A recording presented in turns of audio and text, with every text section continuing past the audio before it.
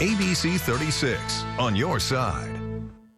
Well, our ABC 36 political analysts are back. Trey Watson and Dr. Stephen Voss talking primary election day. All right, let's get into voter turnout now. Obviously, weather playing an impact certainly for a lot of voters.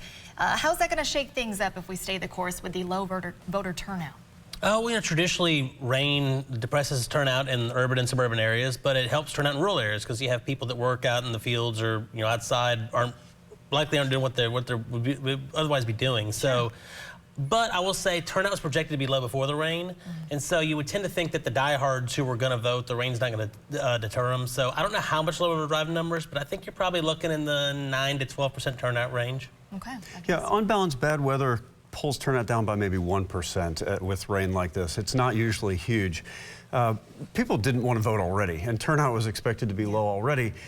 This campaign had a lot of negativity, which makes people not want to vote, but not a lot of the anger that gets you to want to go vote to defeat somebody. To make change happen, right? Let's revisit the gubernatorial candidates. Campaign fundraising has been really interesting to watch. We know Kelly Craft overwhelmingly beat out the other candidates with fundraising. We saw that evident really with the attack ads against Daniel Cameron in particular. Does money matter?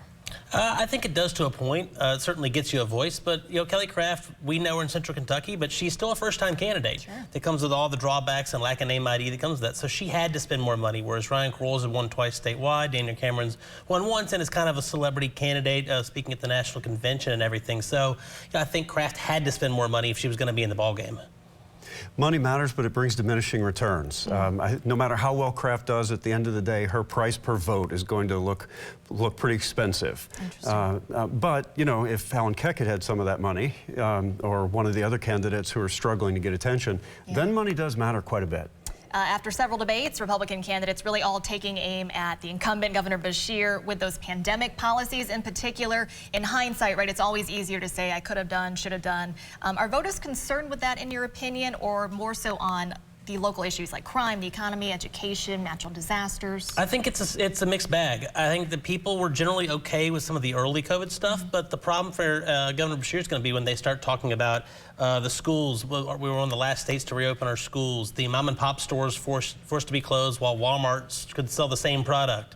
I think that there's some more individual policies that he can be attacked on. But again, talk about money. It's going to take money and good messaging to get that across in the fall to take down a governor who is very popular. Real quick, Dr. Voss. A lot of the GOP electorate wants to beat Beshear. What Daniel Cameron needed to convince them is that he was willing to do so. So he advertised against Beshear.